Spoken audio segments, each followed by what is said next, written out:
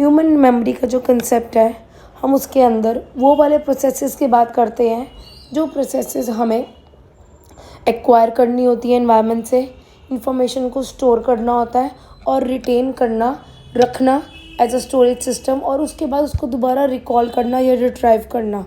वो सारी इन्फॉर्मेशन जो भी हम रिसीव करते हैं एनवायरनमेंट से, वो सारी इन्फॉर्मेशन एक सिस्टम के साथ काम करती है, और वो सिस्टम किसी सिंगल यूनिट प्रोसेस को काम नहीं करता। मेमोरी हमारा system as a multiple processes काम करता है at different levels of processing, at different stage level of processing rather.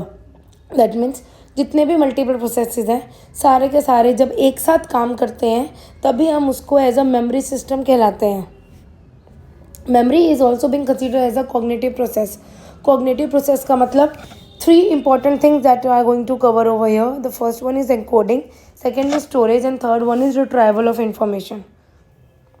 Encoding का मतलब वो वाली इन्फॉर्मेशन जो हम एनवायरनमेंट से रिसीव कर रहे हैं उसको हम ब्रेन में कहीं ना कहीं किसी न किसी फॉर्म में ट्रांसफॉर्म कर रहे हैं, ठीक है।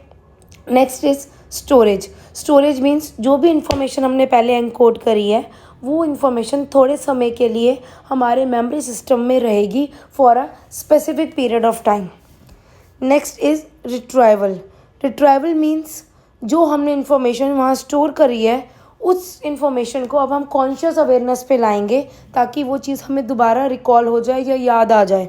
So that is the retrieval, that means recalling, remembering. Okay, now memory again is being considered as multiple systems.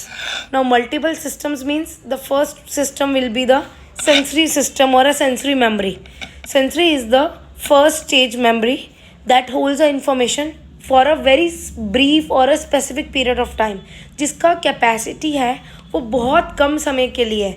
For example हमने कोई आवाज़ सुनी, just at a glance it was very quick, ठीक है। सो एकदम से हमने वो आवाज़ सुनी और एकदम से वो बात चली गई।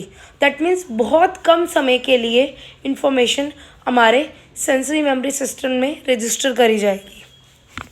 After that information reaches to our short term memory, where short term memory is also being called as a temporary storage system, जहाँ पर हमारी जो कैपेसिटी होती है वो भी बहुत ज़्यादा नहीं होती, वो भी लिमिटेड ही होती है, बट वहाँ हमने उसको किसी चीज़ से डिनोट कर दिया है।